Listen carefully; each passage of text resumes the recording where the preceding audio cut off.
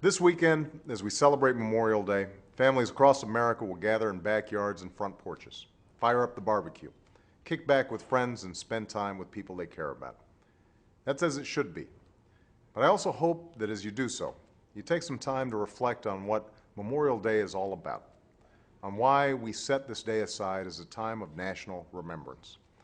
It's fitting every day to pay tribute to the men and women who wear the uniform of the United States of America. Still, there are certain days that have been set aside for all of us to do so. Veterans Day is one such day, when we are called to honor Americans who fought under our country's flag.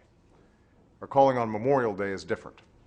On this day, we honor not just those who've worn this country's uniform, but the men and women who've died in its service, who've laid down their lives in defense of their fellow citizens, who've given their last full measure of devotion to protect the United States of America. These are the men and women I'll be honoring this weekend, and I know many of you are doing the same.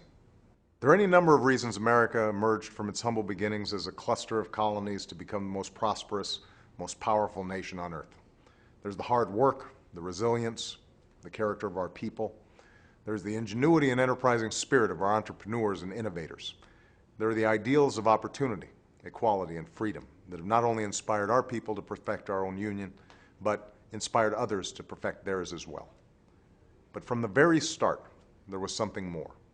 A steadfast commitment to serve, to fight, and if necessary, to die, to preserve America and advance the ideals we cherish.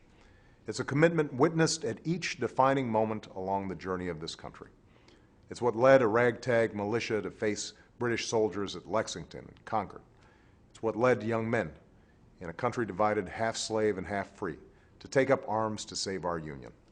It's what led patriots in each generation to sacrifice their own lives to secure the life of our nation, from the trenches of World War I to the battles of World War II, from Inchon and Quezon to Mosul and Marja.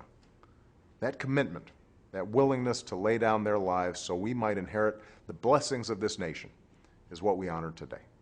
But on this Memorial Day, as on every day, we're called to honor their ultimate sacrifice with more than words. We're called to honor them with deeds. We're called to honor them by doing our part for the loved ones our fallen heroes have left behind and looking after our military families, by making sure the men and women serving this country around the world have the support they need to achieve their mission and come home safely, by making sure veterans have the care and assistance they need. In short, by serving all those who have ever worn the uniform of this country and their families, as well as they have served us. On April 25th, 1866, about a year after the Civil War ended, a group of women visited a cemetery in Columbus, Mississippi, to place flowers by the graves of Confederate soldiers who had fallen at Shiloh. As they did, they noticed other graves nearby, belonging to Union dead. But no one had come to visit those graves or place a flower there. So they decided to lay a few stems for those men too, in recognition not of a fallen Confederate or a fallen Union soldier, but a fallen American. A few years later, an organization of Civil War veterans established what became Memorial Day, selecting a date that coincided with the time when flowers were in bloom. So this weekend, as we commemorate Memorial Day, I ask you to hold all our fallen heroes in your hearts. And if you can, lay a flower where they've come to rest.